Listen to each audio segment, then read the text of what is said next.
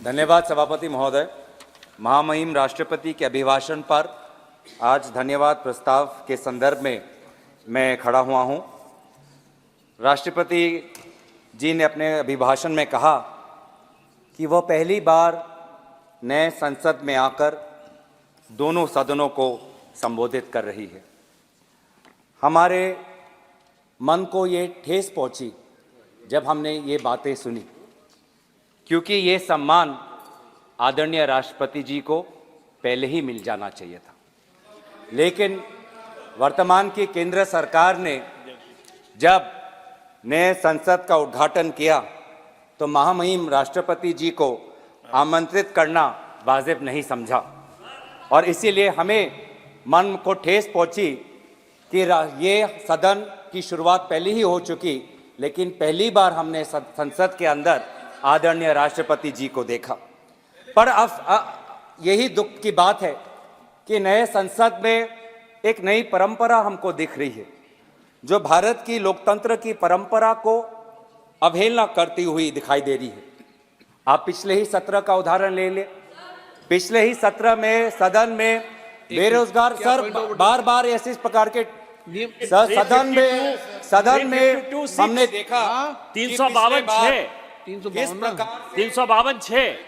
इसी परंपरा की हम बात कर रहे हैं कि सत्ता पक्ष के मंत्री, सत्ता पक्ष के सांसद जब भी उनका मन चाहे खड़े होकर आरोप लगा सकते हैं। नहीं, ऐसा नहीं है। मैंने पॉइंट ऑफ ऑर्डर का विषय किया था। और विपक्ष जब अपनी बात रखना चाहे तो हमको चिट्ठी भेजना पड़ता है, हमको रुकना पड़ता है। आज सुबह भी हमने यही देखा कि आदरणीय सांसदीय मंत्री ने एक सांसद जो आज नहीं है, सदन के बाहर उन्होंने कोई वक्तव्य रखा, उस पर उन्होंने मीडिया पर निर्धारित जो कुछ बातें आई हैं उस पर उन्होंने अपनी बातें रखी, पर उस पर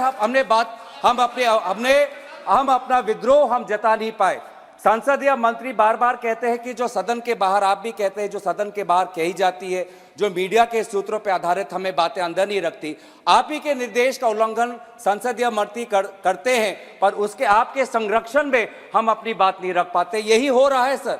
पिछले सत्र में भी जब सदन में कुछ युवा बेरोजगार के नारे लगाते हुए सदन के अंदर घुसे और हमने बात उठाई, हमने जानने की कोशिश की केंद्र गृह मंत्री से कि ये घुसपैठ कैसे हुआ, तो केंद्र मंत्री ने हमारे सवालों का जवाब नहीं दिया। लेकिन उसके पश्चात लगभग 142 सांसदों को निलंबित किया गया सर। ये बहुत ये आप पे भी आरोप लगा रहे हैं। ये संसद की व्यवस्था, लोकसभा की व्यवस्था, इस स्पीकर के कार्यालय का काम है। आप पे भी आरोप लगा रहे हैं सर। चेयर को भी नहीं छोड़ रहे हैं सर। बहुत दुख की बात है कि जहां पे हमने केंद्र राष्ट्रपति भाषण के विषय पर, नीतियों पे, कार्यक्रम पे बोले सर। सर बहुत दुख की बात है सर। आप बहुत दुख की बात है सर। आप पहले यहाँ पे सदन पे नहीं थे जब पिछले वक्तव्य बोल रहे थे।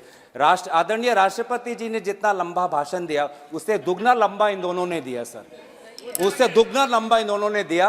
और किन किन विषयों पे दिया आप नहीं थे सर। मैं आशा करता आप सुनते उस समय। लेकिन हमने पिछले ही सत्र में देखा सर, हमारे संसदीय इतिहास में सबसे ये रिकॉर्ड है कि एक दिन में 146 मेंबर्स को निलंबित करना, ये हमारे संसदीय इतिहास में एक रिकॉर्ड है। और दुनिया में भी ऐसा कोई उदाहरण नहीं कि एक ही दिन में 146 सांसदों को निलंबित करके 3 दिन में 14 बिल पारित करना, ये रिकॉर्ड है सर। ये रिकॉर्ड है। तो इसीलिए सर एक महिला सांसद को भी निष्कासित किया गया। तो ये पूरे जो संसदीय जो मर्यादा है सर, बार बार हम देख रहे हैं सर। एक मिनट आप भी चुप रहो। मैं माननीय सदस्य से अपेक्षा करूंगा कि वो सदन के किसी भी निर्णय पर जो सदन ने लिया है उस पर टिप्पणी नहीं करे तो उचित रहे। बोले आप, कोई दिक्कत नहीं सर। 2014 के बाद हम इस सदन को लोकतंत्र का मंदिर के तरीके से, लोकतंत्र का मंदिर कहकर हम इस सदन को सम्मानित करते हैं। लेकिन सर 2014 के बाद धीरे धीरे हम एक सुनिश्चित योजना सत्ता पक्ष के द्वारा देख रहे हैं। अब ये सदन या ये संसद लोकतंत्र का मंदिर नहीं सर, ये एक विशेष सम्राट का जीता जागता राज दरबार धीरे धीरे बनता जा रहा है। अब महाराज एक सेकंड आप एक मिनट मानिए। आप बहुत वरिष्ठ सदस्य हैं, आप संसद पर ही आरोप लगाएं। इस संस्था में आप बैठे हैं, जिस संस्था का पवित्र सदन है, आप ही सोचे क्या बोल रहे हैं आप। नो एलिगेशन ना, आपने संसद पर सवाल उठाया, पार्लियामेंट की सिस्टम पर सवाल उठाया। नो सर मैं अपनी बात रखूं। हाँ। मैं सदन की मर्यादा और भारत की संसदीय की इतिहास की मर्यादा की संरक्षण में बोल रहा हूं। बात कर रहा हूं सत्ता पक्ष की सुनिश्चित योजना, क्योंकि जब भी यहाँ पे महाराज जब आते हैं तो सारे सांसद खड़े होकर ताली बजाते हैं, उनका जयकार होता है। जो जिस जिम्मेवारी से हम आते हैं, जिस जिम्मेवारी से हम आते हैं सर, वो जिम्मेवारी को हम भूल जाते हैं। और महाराज भी आते हैं, कुछ क्षण बैठते हैं और फिर वो चले जाते हैं, विदाई देते हैं और एक भी सवाल का उत्तर नहीं देते। सर इससे पहले भी सदन में और इस संसद में बहुत से प्रधानमंत्री राष्ट्रपति के अभिभाषण में बोले ना, माननीय आदरणीय अध्यक्ष महोदय, राष्ट्रपति के अभिभाषण में बोले। इस संसद की बात कर रहे हैं। संसद में बोले, संसद के इतिहास की बात कर रहे हैं सर। इस संसद के इतिहास में बहुत से प्रधानमंत्री आए हैं, सभी प्रधानमंत्री ने अपने अपने कर्तव्यों का पालन करते हुए प्रश्नों का उत्तर दिया, लेकिन हमने शायद पहली बार हमने एक महाराज को देखा जिसने 5 साल में किसी भी विभाग का प्रश्न का उत्तर नहीं दिया। गलत सर, ये ख्वाहिश हो सकती है सर, ये उनकी व्यक्तिगत ख्वाहिश हो सकती है कि भारत की लोकतंत्र को राजतंत्र में परिवर्तित कर दे। ये उनकी व्यक्तिगत ख्वाहिश हो सकती है, लेकिन उनकी व्यक्तिगत ख्वाहिश में विपक्ष अटकलें डालेगा। आज हम सदन में हम देखें सर, रिकॉर्ड पे देखें, आज इसी सदन में हमने देखा कि पिछले सत्र में जब विपक्षी सांसदों को निलंबित किया गया था तो 14 बिल 3 दिन में पारित हुए। अभी तो शुरुआत हुई है, धैर्य रखिए। 2 घंटे से हम आपकी बातें सुन रहे हैं, अब आप भी दो सुनने का धैर्य रखिए। 2 घंटे से हम सब बैठे हुए हैं, अब हमारी बारी है और सुनने का धैर्य रखिए। 2 घंटे से हम सुन रहे हैं, अब माननीय सदस्य प्लीज बोलना की शक्ति है। माननीय सदस्य प्लीज, आप नीतियों पर, कार्यक्रम पर कितनी भी तीखी आलोचना करो, लेकिन सदन के निर्णय पर मैंने पहले भी कहा था, आप सब वरिष्ठ लोग बैठे हैं, सदन के निर्णयों पर उंगली नहीं उठाएं। ना सदन के निर्णय पर उंगली नहीं उठा सकते आप। नो उठा सकते हैं। अभी तक सर आप बताइए। 78 सर, रूल 378 समय पूरा दीजिएगा सर। 378 समय पूरा दीजिएगा सर। स्पीकर के जो डिसीजन है सर, इस हाउस का जो डिसीजन है सर, इसके ऊपर कोई भी चर्चा नहीं हो सकती और कोई भी आरोप नहीं लग सकता। 378 यही कह रहा है सर, और 378 के हिसाब से सारा एक्सपेंस करिए सर। भाजपा के दूसरे वक्ता ने देश के भूतपूर्व प्रधानमंत्री पे आरोप लगाया और कुछ नहीं हुआ, कोई नहीं रोका गया। महिलाओं पर आपत्तिजनक बातें की गई, कोई अब रोका नहीं गया। तो सर मैं बस तथ्य आपके सामने रख रहा हूं, मैं तथ्य आपके सामने रख रहा हूं कि इस 17वीं लोकसभा में out of 172 bills 64 bills have been passed with less than 1 hour of discussion. This Lok Sabha, the current Lok Sabha, it will finish its 5 years without the position of Deputy Speaker being allocated to a member of the opposition. This 17th Lok Sabha, in the history of Lok Sabhas of India who have completed 5 years, will show the least number of sittings when it ends on Feb 9th. महामहिम राष्ट्रपति जी के अभिभाषण बोल रहे हैं, संसद में बोल रहे हैं। अध्यक्ष महोदय, मैं आप धन्यवाद। लोकसभा में ये जो सुनिश्चित योजना है और लोकतंत्र को खत्म करके बोल रहे हैं, पीठ पे भी राजतंत्र को कायम बनाना, स्पीकर के राजतंत्रों को की जो एक परंपरा यहाँ पे स्थापित करने की कोशिश सत्ता पक्ष कर रही है, इस राजतंत्रों को बनाने में भ्रम एक विशेष अस्त्र इनका होता है। भ्रम बहुत जरूरी है लोगों को भ्रमित करने में, और सर इसमें तो ये माहिर है। ये सरकार तो सर इवेंट मैनेजमेंट में डॉक्टरेट है, और लोग कहते हैं इवेंट मैनेजमेंट, मैं कहता हूं अटेंशन मैनेजमेंट। ये अटेंशन मैनेजमेंट में ये इन्होंने पीएचडी की है कि कैसे लोगों का ध्यान भटकाया जाए। हम कहते हैं कि मणिपुर में प्रधानमंत्री क्यों नहीं गए, 190 लोगों की मृत्यु हुई, 50,000 लोग बेघर हुए, वो कहते हैं G20 देखो। प्रधानमंत्री पेरिस में है, वो देखो। हम कहते हैं कि नोटबंदी में 100 लोगों की मृत्यु हुई, कौन इसका जिम्मेवार है? वे कहते हैं कि इश्तिहार में पेटीएम का इश्तिहार आया है, उसमें मोदी जी का चेहरा है, आप वो देखो। हम कहते हैं कि चाइना आज हमारे जमीन पे कितना घुस आया है, चीन हमारे लद्दाख के किसानों के साथ मुठभेड़ कर रहा है, ये कहते हैं कि आप देखो कि मालदीव्स की तुलना में हम कितने ताकतवर हैं। हम कहते हैं कि अडानी पे सारे कोयला फैक्ट्री चला गया है, ये राहुल गांधी जी को निष्कासित कर देते हैं।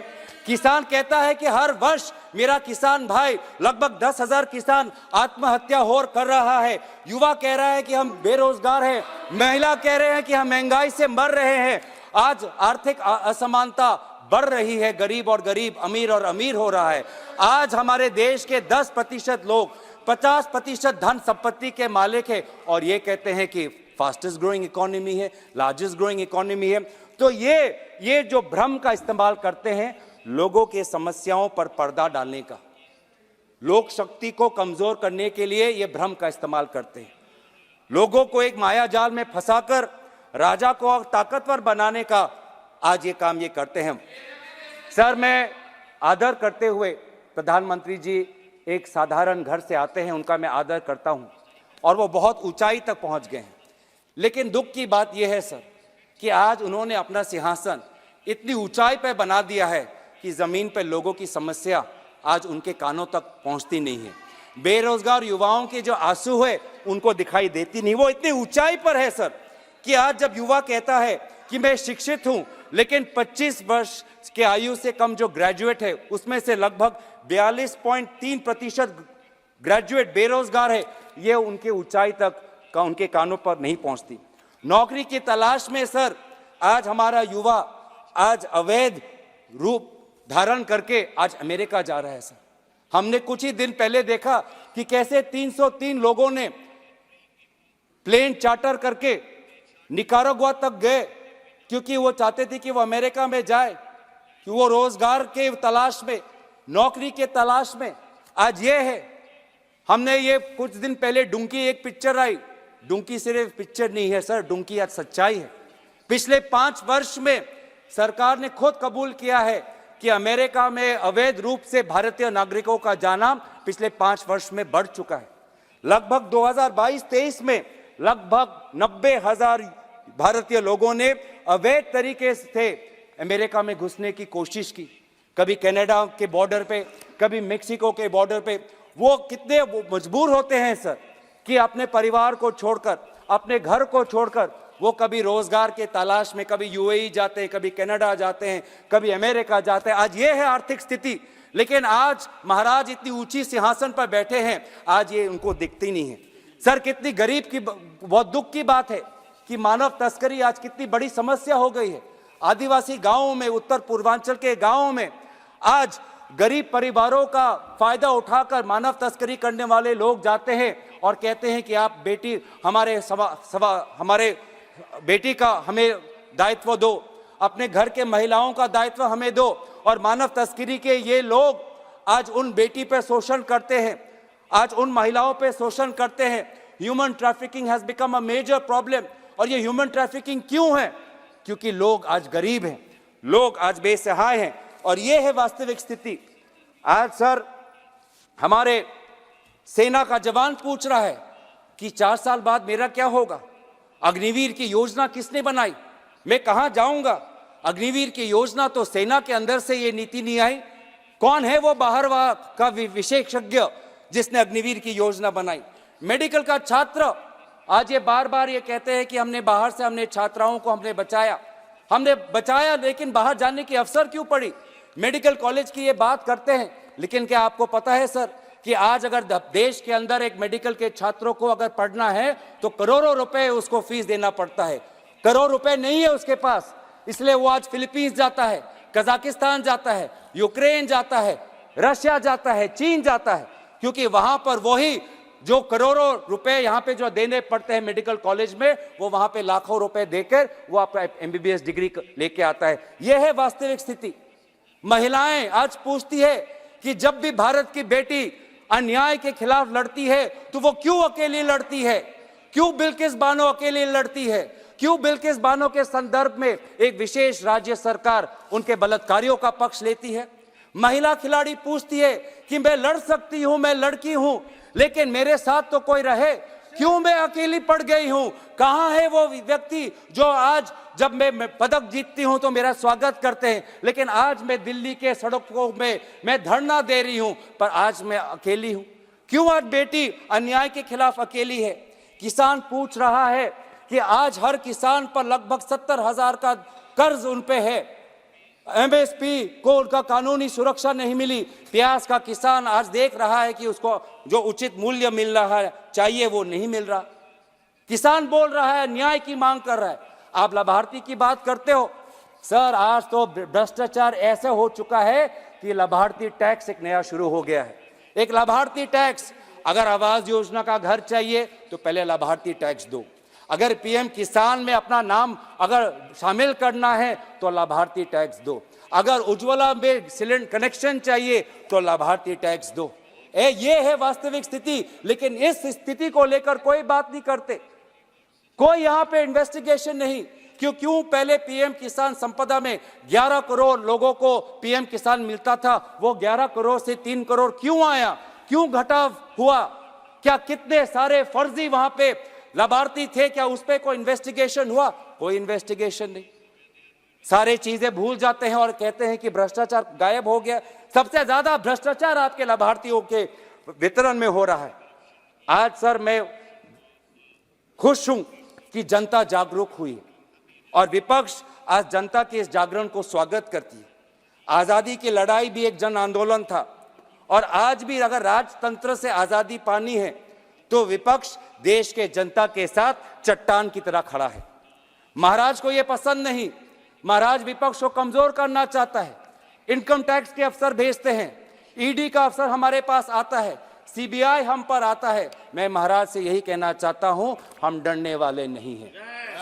हम डरने वाले नहीं हैं। आप चाहे जितनी भी सरकार गिरा लो, आप चाहे जितनी भी सरकार परिवर्तन कर लो, बिहार में अगर सरकार बनानी है तो रातों रात मुख्यमंत्री का इस्तीफा और रातों रात उनका शपथ ग्रहण होता है। लेकिन झारखंड में हमारा पास बल है, झारखंड के पास हमारे ताकत है, लेकिन हमको 10 दिन का हमको इंतजार करना पड़ता है। मतलब बिहार के लिए नियम अलग और झारखंड के लिए नियम अलग। इस प्रकार की बातें आज हम कर रहे हैं। सर अगर इनके खिलाफ हम लड़े, अगर इनके खिलाफ हम लड़े तो हमें जेल भेजा जाता है और अगर इनके साथ शामिल हो जाते हैं तो महाराष्ट्र में उप मुख्यमंत्री बनाया जाता है। अगर इनके साथ हम लड़े तो हम पे शारदा का टैक्स लगता है, अगर इनके साथ हम जुड़े तो असम में मुख्यमंत्री मत जानते हैं। ये है सर वॉशिंग मशीन। हम डरेंगे नहीं, हम अपना फर्ज निभाते रहेंगे। हम भारत को जोड़ेंगे। हम नफरत की बाजार में मोहब्बत की दुकान खोलेंगे। हम न्याय की लड़ाई लड़ेंगे। पिछले वर्ग और अन्य पिछड़ा वर्ग के लिए जातिगत जनगणना की लड़ाई हम लड़ेंगे। हम अनुसूचित जाति जनजाति जिनके लिए आज केंद्रीय विश्वविद्यालयों में, केंद्रीय सरकारों में लगभग हजारों के तादाद पे पद खाली हैं, आज उन केंद्रीय विश्वविद्यालयों में, उन केंद्रीय सरकारों में अनुसूचित जाति जनजाति का स्थान हो, उनको अपना हिस्सा मिले। हिस्सेदारी की लड़ाई हम लड़ेंगे। हम लड़ेंगे उन युवाओं के लिए, वो लगभग 1-1.5 लाख युवा जिन्होंने सेना के भर्ती के लिए पूरी परीक्षा पार कर ली, लेकिन आज भी वो सेना में भर्ती नहीं हुए। हम उनके मुआवजे के लिए हम लड़ाई लड़ेंगे। हम लड़ाई लड़ेंगे जम्मू कश्मीर के लिए, ताकि उनको पूर्ण राज्य का दर्जा दोबारा मिले और निर्वाचन दोबारा हो, लोकतंत्र की स्थापना वहां पे हो। हम लड़ेंगे आंध्र प्रदेश के लिए। For Andhra Pradesh, we gave a special category status. We promised them, and today again repeatedly, the Prime Minister has been betraying the people of Andhra Pradesh and denying them the rightful special status. We, the Congress Party, want special status for Andhra Pradesh. हम लड़ेंगे असम के वो 6 समुदाय के लिए, जाहुम, मोरान, मोटा, कुच, राजबंशी, सूतिया, आदिवासी जो है, जो जनजाति की मांग कर रहे हैं, हम उनके साथ हम रहेंगे।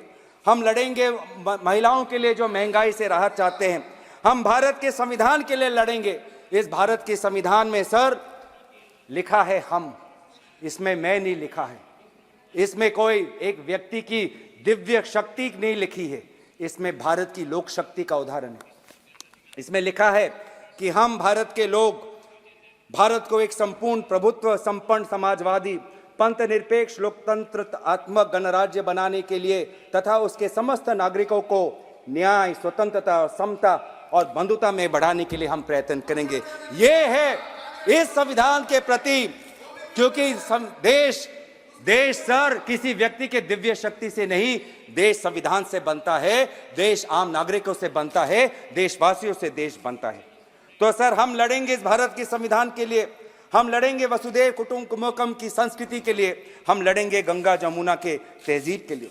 सर बहुत दुख होता है सर, आज आपके पहले भी सरकारें थी, आपके बाद भी सरकारें आएंगी, लेकिन सर शायद हमने पहली बार ऐसा देखा है कि भारतीय होने का गर्व सत्ता पक्ष सिर्फ सत्ता के मापदंड से देखती है।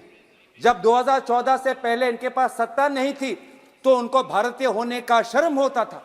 प्रधानमंत्री जी दक्षिण कोरिया में जाकर कहते हैं कि 2014 से पहले भारत में जन्म लेना शर्मनाक बात थी। कितनी अफसोस की बात, आप देख लीजिए सर, मैं रिकॉर्ड पे डाल दूंगा। कितने अफसोस की बात है, अफसोस की बात है। लेकिन मैं संयुक्त राष्ट्र में, लेकिन सर संयुक्त राष्ट्र में देश के विदेश मंत्री ने क्या कहा, मैं वो पढ़ना चाहूंगा। उन्होंने कहा, मैं आप इस सदन में प्रधानमंत्री सदन के नेता होते हैं, हम कोई भी टिप्पणी कोई भी बात कहें तो बिना प्रमाणित तथ्यों के सदन की गरिमा आपको बना के चाहिए। सर आपका सम्मान करते हुए, और आप मुझे भी जानते हैं कि मैं कोई भी बातें बिना तथ्य के बिना सबूत के नहीं रखता, ये आपके प्रति मेरा आदर है। सर मैं आपके आदर करते हुए, ये लोग जो 2014 से पहले भारतीय होने का गर्व नहीं महसूस करते, मैं आपके ही विदेश मंत्री का बातें जो उन्होंने संयुक्त राष्ट्र में कहा था वहां पे मैं कहना चाहूंगा। पाकिस्तान को संबोधित करते हुए कहा कि 70 वर्ष